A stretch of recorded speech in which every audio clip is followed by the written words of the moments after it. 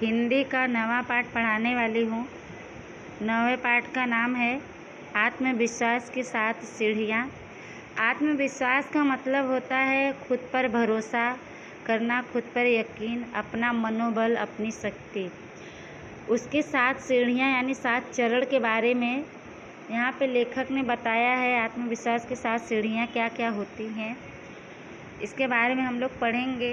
इसके पहले इसके लेखक कौन है, इसके बारे में जानेंगे। इनका नाम और इनके विषय में पढ़ते हैं। इनका नाम है डॉक्टर चंद्रकांत मेहता। इनका जन्म 6 अगस्त 1939 में हुआ है। डॉक्टर चंद्रकांत मेहता का जन्म अहमदाबाद ज़िले के सरखेज में हुआ था। गुजरात यूनिवर्सिटी से एमए और पीएचडी हिंदी की उपाधि प्राप्त की।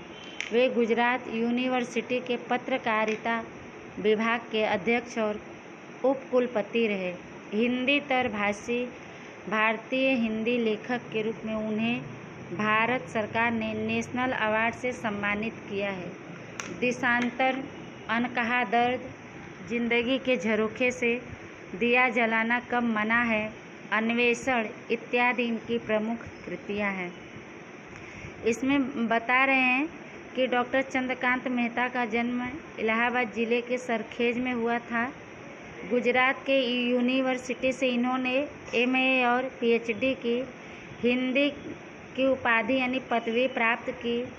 वे गुजरात यूनिवर्सिटी के पत्रकारिता विभाग के अध्यक्ष और कुलपति रहे। हिंदी तर यानी हिंदी भाषा में भारतीय हिंदी लेखक के रूप में उन्हें भारत सरकार ने नेशनल अवार्ड से सम्मानित किया, अलंकृत किया। देशांतर, अनकहा दर्द, जिंदगी के झरोखे से, दिया जलाना कब मना है, अन्वेषण, ऐसे अनेक इनकी प्रमुख कृतियां हैं, इन्होंने लिखा है। आगे पढ़ते हैं। प्रस्तुत निबंध में संत यानी महात्मा के माध्यम यानी जरिया से प्रस्तुत प्रसंगों यानी कहानियों में सकारात्मक यानी अच्छे विचारों की शक्तियों की बात कही गई है। लेखक ने इस निबंध में से आत्मविश्वास के विकास के लिए 7 सीढ़ियों की चर्चा की है। प्रस्तुत का मतलब होता है उपस्थित, मौजूद। तभी ये जो निबंध लिखा गया है, तो इसमें संत यानी महात्मा के माध्यम से उपस्थित प्रस्तुत प्रसंगों यानी कहानियों में सकारात्मक यानी अच्छे विचारों की शक्तियों की बात कही गई है। लेखक ने इस निबंध में आत्मविश्वास के विकास के लिए, उसे बढ़ाने के लिए 7 सीढ़ियों का उल्लेख, चर्चा का मतलब होता है उल्लेख, यहाँ पर किया है। आइए हम लोग इसके बारे में पढ़ते हैं और जानते हैं। एक बार एक युवक ने एक संत के समक्ष यानी सामने अपनी डायरी का एक पन्ना खोलकर उनसे प्रार्थना यानी विनती की कि वे उसके लिए कोई प्रेरक यानी प्रेरणादायक, मार्गदर्शक, ज्ञानवर्धक संदेश लिख दें। संत धीमे से मुस्कुराए और उन्होंने युवक की डायरी में फटाफट यानी तुरंत, जल्दी जल्दी एक वाक्य लिख दिया। भ्रामक विचारों की शरणागति पराजय को निमंत्रण देना है। भ्रामक यानी भ्रम पैदा करने वाला, ऐसे विचारों यानी ऐसे सोचों की शरणागति यानी उसके शरण में चले जाना, उन चीज़ों पे विश्वास कर लेना। हार को, पराजय यानी हार को निमंत्रण यानी न्योता देना है। संत के द्वारा लिखा गया उपर्युक्त यानी उल्लेख किया गया, चर्चा किया गया ऊपर की बातों में जो वाक्य है केवल युवक के लिए ही नहीं वरन यानी बल्कि यह प्रत्येक यानी हर एक व्यक्ति के लिए मार्गदर्शक है, रास्ता दिखाने वाला है। मार्गदर्शक का मतलब होता है रास्ता दिखाने वाला। ताजगी ही जीवन है और बासीपन मृत्यु है। हम अपने मन को अपेक्षित यानी जितना हम चाहते हैं, जितना हमें चाहिए, ताजगी नहीं देते।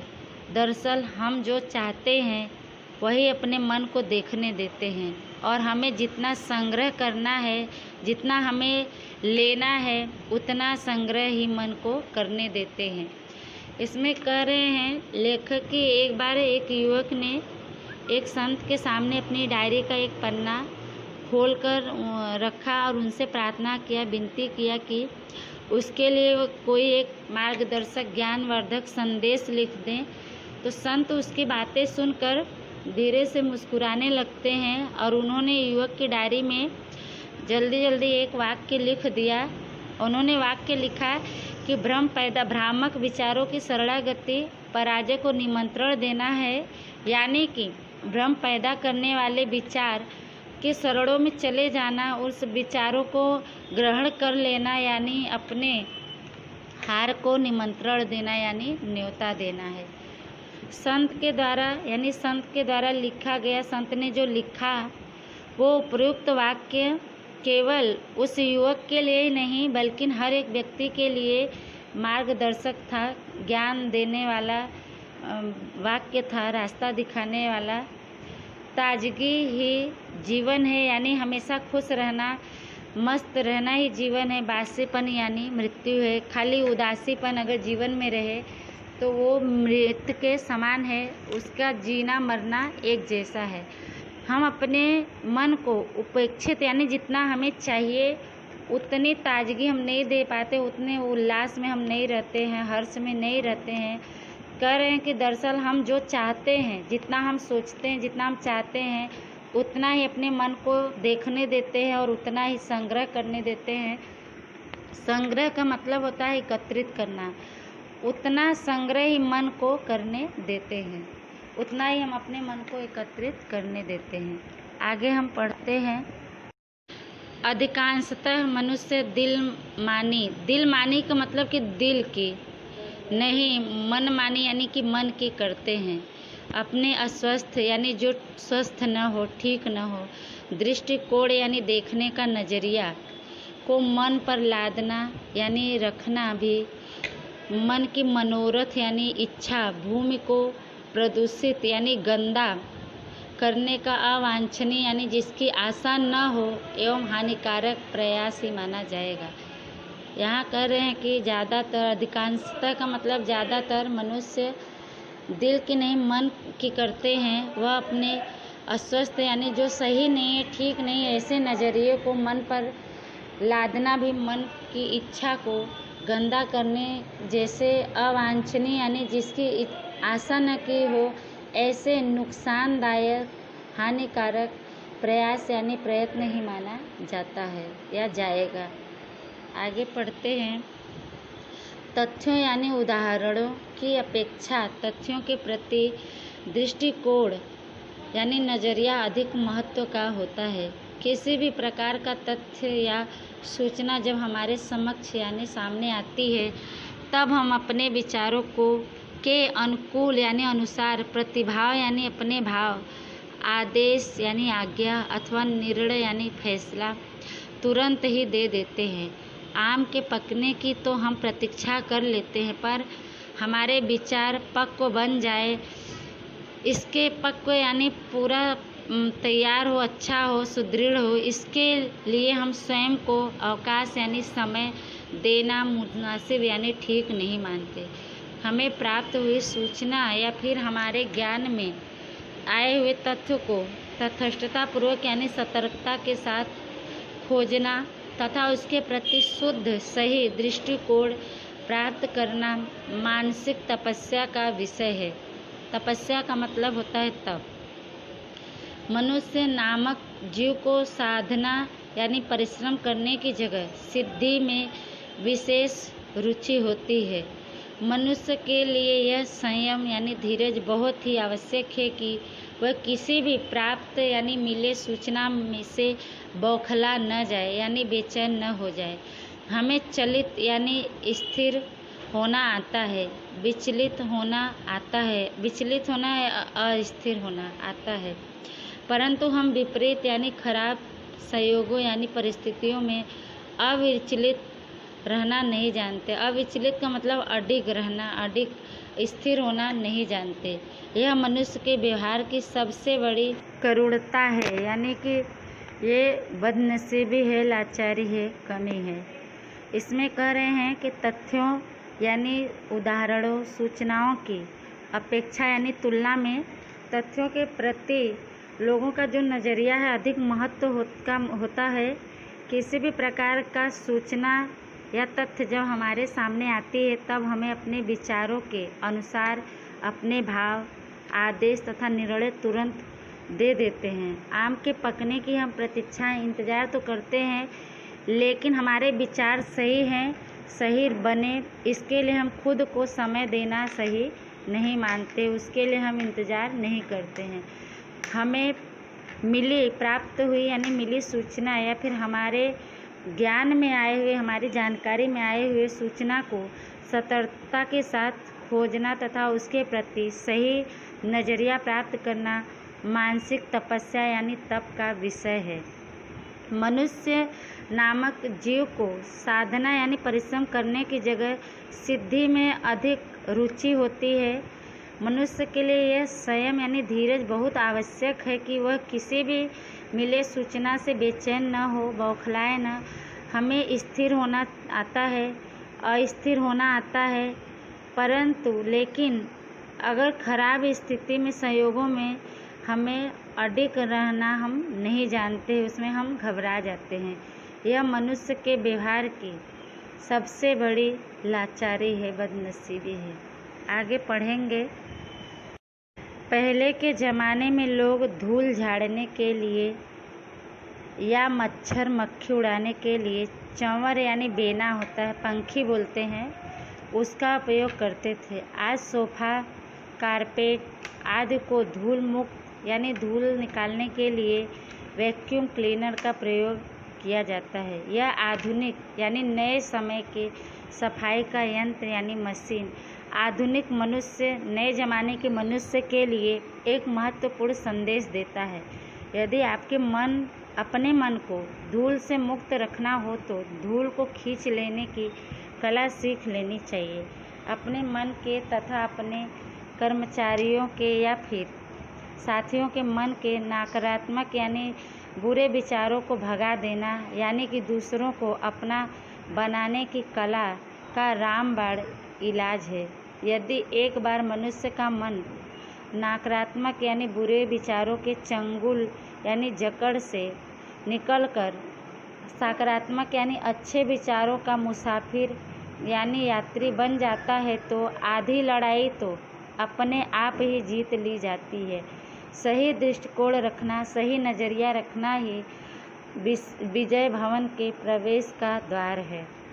इसमें बता रहे हैं कि पहले के ज़माने में, पहले के समय में लोग धूल झाड़ने के लिए या मच्छर मक्खी उड़ाने के लिए चंवर यानी पंखी का उपयोग करते थे, लेकिन आज के समय में सोफ़ा, कारपेट यानी जो पैर पोंछने वाला पायदान होता है, कालीन होता है आदि को धूल मुक्त करने के लिए, धूल निकालने के लिए वैक्यूम क्लीनर का प्रयोग करते हैं। यह नए ज़माने की मशीन का नए समय के मनुष्यों के लिए बहुत ही महत्वपूर्ण संदेश देता है, ज्ञान देता है कि यदि अपने मन के धूल को निकालना है, धूल से मुक्त करना है यानी अपने मन की गंदगी को साफ करना हो तो धूल को खींच लेने की कला आनी चाहिए, यानी बुराई को समाप्त करने की कला आनी चाहिए। अपने मन के तथा अपने कर्मचारियों के या फिर साथियों यानी दोस्तों के मन के बुरे विचारों को भगा देना यानी दूर करना, दूसरों को अपना बनाने की कला जो है वो रामबाण इलाज है। यदि एक बार मनुष्य का मन बुरे विचारों के जकड़ से निकलकर अच्छे विचारों को अपना लेता है तो आधी लड़ाई वो अपने आप ही जीत लेता है। सही दृष्टिकोण यानी सही नज़रिया, सही सोच रखना ही विजय यानी जीत के भवन का प्रवेश द्वार है। आगे हम लोग पढ़ते हैं। हम आजकल हमेशा यही शिकायत करते रहते हैं कि कहीं पर भी सुधार नहीं हो सकता। लोगों के मन में नकारात्मक यानी बुरे विचार तथा जड़ता यानी मूर्खता इतनी हद यानी ज़रूरत से ज़्यादा गहरी यानी गहराई में चली गई है कि वे किसी नई चीज़ का स्वागत करने, विचार करने या स्वीकार करने के लिए तैयार नहीं होते। इसमें कह रहे हैं कि हम आजकल हमेशा यही शिकायत करते रहते हैं कि ये कहीं पर भी सुधार नहीं हो रहा है, कहीं पर भी अच्छा नहीं हो रहा है।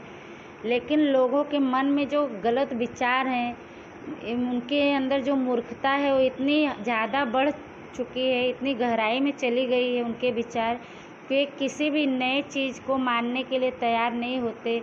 उनका विचार करना या उनको स्वीकार करना, उनको मान लेना, वो तैयार कभी होते नहीं हैं।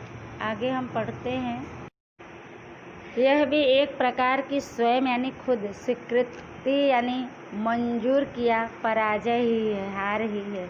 जब तक आप स्वयं ही नकारात्मक से मुक्त यानी आज़ाद नहीं होंगे तो दूसरे लोगों को किस प्रकार का सकारात्मक मार्ग यानी रास्ता की ओर ले जा सकेंगे।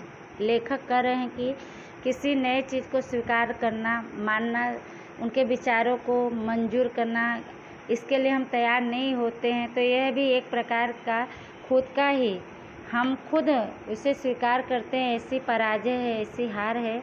जब तक हम खुद बुरे विचारों से आज़ाद नहीं होंगे तब तक हम दूसरे लोगों को किस तरह से सही के रास्ते पर, सही मार्ग पर ले जा सकते हैं। आगे पढ़ते हैं। यदि हमें ऐसा लगता है कि हम किसी विशेष यानी खास काम को सही प्रकार से कर सकते हैं या नहीं तो हमें एक सूची यानी रूपरेखा तैयार कर लेनी चाहिए। इस सूची में हमें अपनी सारी अनुकूल यानी सही बातों को लिखते रहना चाहिए। यदि हम केवल अपनी प्रतिकूल यानी विपरीत बातों को प्राधान्य यानी महत्व देकर केवल अपनी कमजोरियों की सूची बनाना शुरू कर देंगे तो हम हिम्मत हार जाएंगे।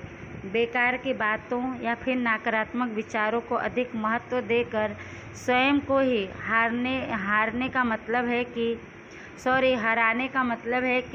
हम स्वयं ही अपनी सेना में हराने वाले सैनिक की भर्ती कर रहे हैं।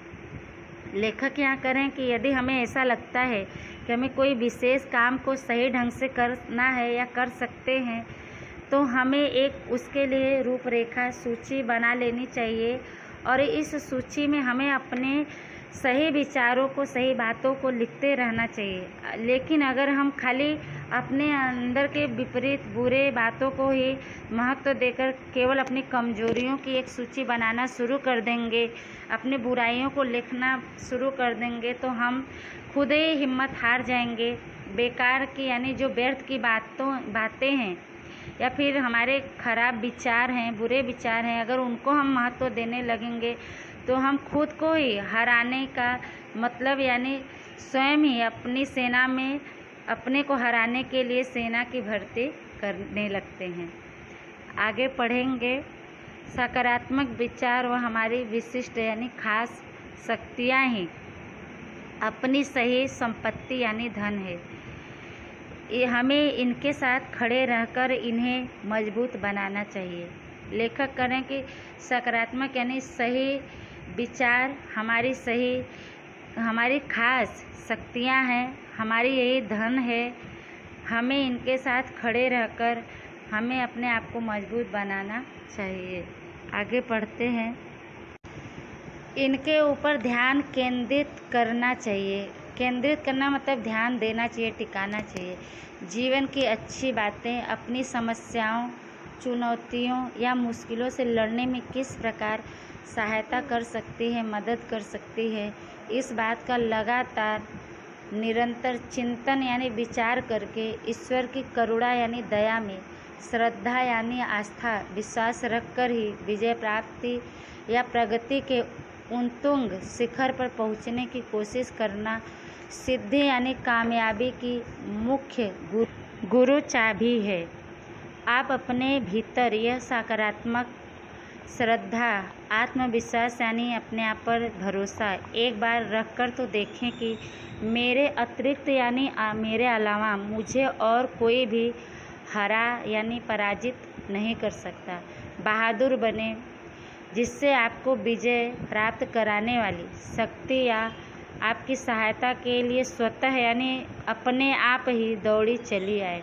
लेखक कह रहे हैं कि सकारात्मक यानी अच्छे विचार हमारी विशेष यानी खास शक्ति है, ताकत है, यही सही संपत्ति यानी धन है। इनके साथ हमें खड़े रहकर इन्हें मजबूत बनाना चाहिए, यानी ताकतवर बनाना चाहिए। कह रहे हैं लेखक कि इनके ऊपर ध्यान टिकाना चाहिए। जीवन की अच्छी बातें, अपनी समस्याएं, चुनौतियों तथा मुश्किलों से लड़ने के लिए किस प्रकार सहायता कर सकती हैं, मदद कर सकती हैं, इस बात पर लगातार सोच करके ईश्वर की दया में, श्रद्धा में विश्वास रखकर ही विजय यानी जीत प्राप्त करना या प्रगति यानी विकास के क्षेत्र में ऊंचे शिखर पर पहुंचने की कोशिश करना ही कामयाबी की मुख्य गुरु चाबी है। आप अपने भीतर, कह रहे हैं लेखक कि अपने भीतर सकारात्मक यानी सही अच्छे विचार, श्रद्धा यानी विश्वास, आत्मविश्वास यानी अपने ऊपर यकीन रखकर, अपने ऊपर भरोसा करके एक बार देखें तो आपको लगेगा कि मेरे अलावा मुझे कोई दूसरा हरा नहीं सकता है। विजय बहादुर बने, जिससे आपको विजय प्राप्त करने यानी जीत प्राप्त करने वाली शक्तियाँ आपकी सहायता के लिए, आपकी मदद के लिए खुद ही दौड़े चले आएंगी। आगे हम लोग पढ़ते हैं। इमर्सन सबको एक सुंदर यानी बहुत ही अच्छा सलाह यानी राय देता है कि आपको जो काम करने में डर लगता है, भय लगता हो, तो वह काम कर डालो, जिससे आपका डर स्वयं यानी खुद ही मृत प्राय हो जाएगा। मृत प्राय का मतलब होता है मृत्यु को प्राप्त होना। कहा जाता है कि जब स्टोनवेल जैक्सन एक साहसिक आक्रमण का आयोजन कर रहा था, तब सेना के एक उच्च अधिकारी ने, ऊंचे पद पर रहने वाले अधिकारी ने कहा कि मुझे इस बात का डर है कि स्टोनवेल ने उस जनरल की बात तुरंत ही काट दी और कहा, सेनापति, आप अपने डर को कभी भी अपना सलाहकार मत बनाइए।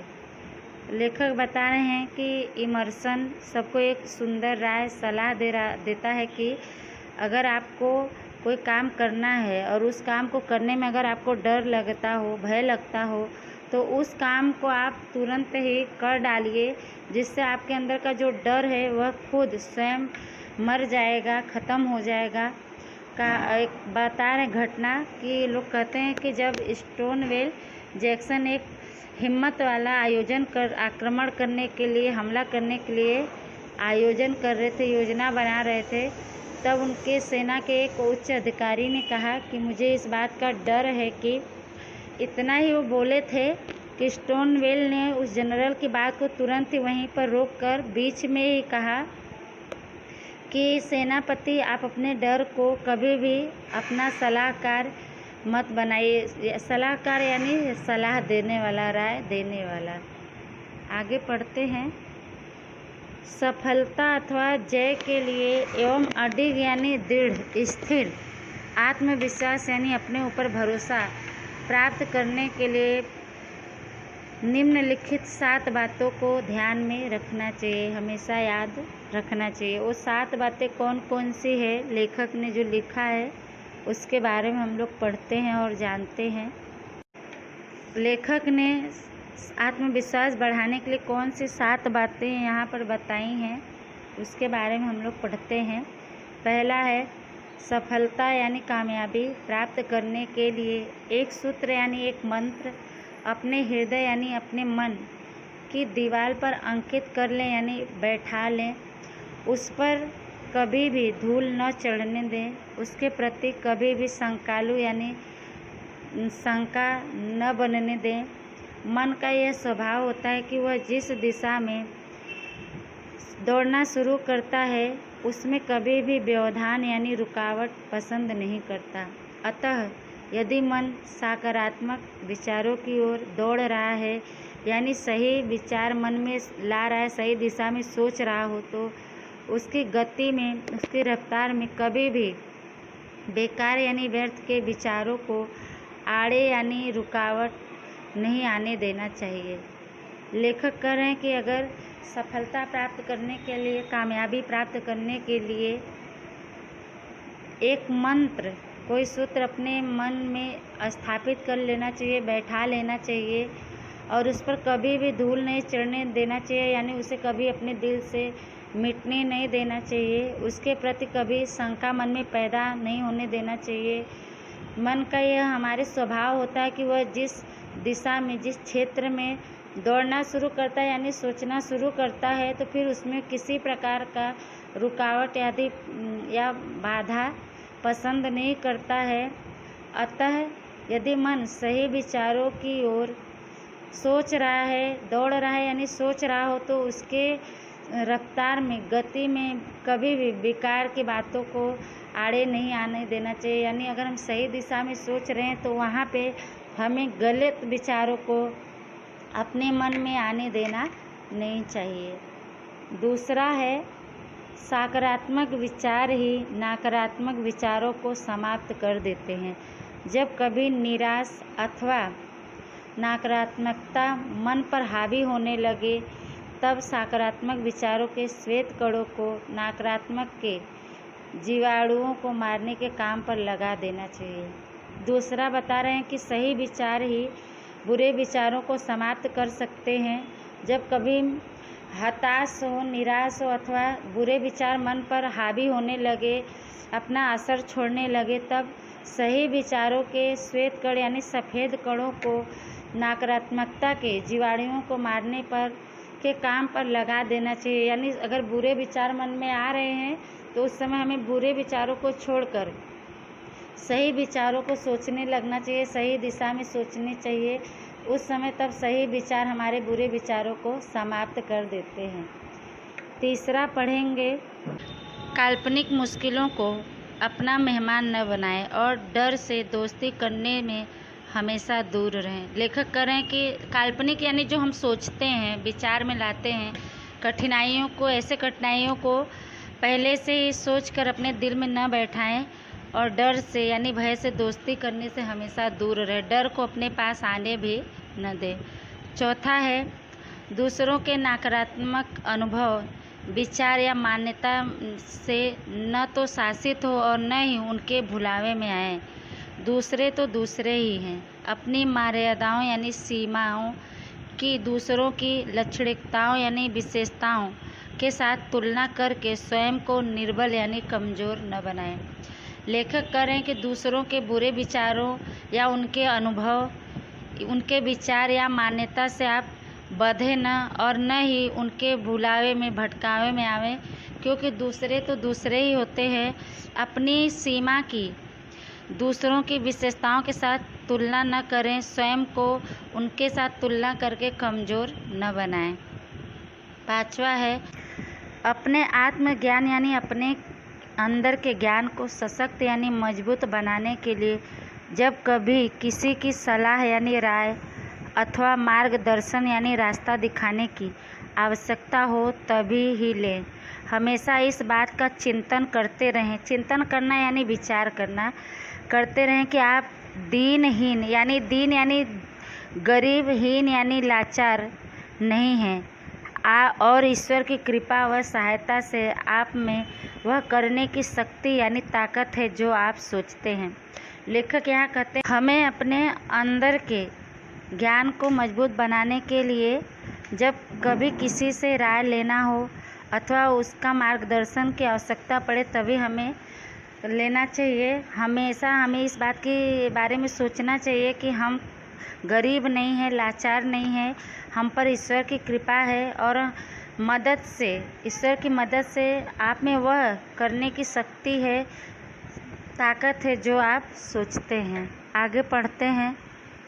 छठा है, अपनी योग्यता व दक्षता का लगातार अवलोकन यानी परीक्षण करके उसमें 10% अधिक योग्यता बढ़ाने का मनोबल रखें। मनोबल का मतलब होता है ताकत रखें, विश्वास रखें, पर इस बात का ध्यान रखें कि इस कारण आप में अहंकार यानी घमंड और आपका व्यवहार गलत न हो। छठे में लेखक ने बताया है कि अपनी योग्यता यानी काबिलियत व दक्षता यानी निपुणता का लगातार अवलोकन यानी परीक्षण करना चाहिए, अपने अंदर अपनी परख करनी चाहिए और उसमें 10% अधिक काबिलियत बढ़ाने की ताकत रखना चाहिए। और इस बात पर भी हमें ध्यान रखना चाहिए कि कहीं इस कारण से हमारे अंदर किसी प्रकार का कोई अहंकार, घमंड न आए और उसके कारण से किसी और के साथ हम गलत व्यवहार न करें। लेखक 7वां कहते हैं, 7वें में सदा स्वयं यानी खुद को परम शक्ति के प्रति, परम शक्ति यानी भगवान के प्रति समर्पित करके यह श्रद्धापूत यानी आस्था के साथ, विश्वास के साथ अनुभूति रखें, विश्वास रखें कि प्रभु की कृपा से ही आप में दिव्य यानी अलौकिक शक्ति यानी ताकत का संचार हो रहा है। लेखक यहाँ बता रहे हैं कि हमें हमेशा खुद को भगवान के प्रति समर्पित करके, उनको अर्पण करके, उनके प्रति श्रद्धा रख कर यह महसूस करना चाहिए, ये विश्वास रखना चाहिए कि प्रभु की कृपा से ही, भगवान के दया से ही हम में दिव्य यानी अलौकिक शक्ति का संचार हो रहा है, अलौकिक शक्ति आती है। बच्चों, यह पाठ आपका समाप्त होता है। इस वीडियो का आप लोग अच्छे से सुनिएगा। इसमें बहुत ही अच्छी अच्छी बातें लेखक ने बताई है जीवन में अच्छे जीवन जीने के लिए, प्रगति करने के लिए लोगों के साथ किस तरह का व्यवहार करना चाहिए, जीवन में हमें कैसी सोच रखनी चाहिए, इसके बारे में बहुत ही अच्छी बातें लेखक ने बताया है। और इसका जो प्रश्न उत्तर है आपको मैं बाद में दूंगी। लेसन आप लोग कर लीजिएगा। तब तक के लिए धन्यवाद।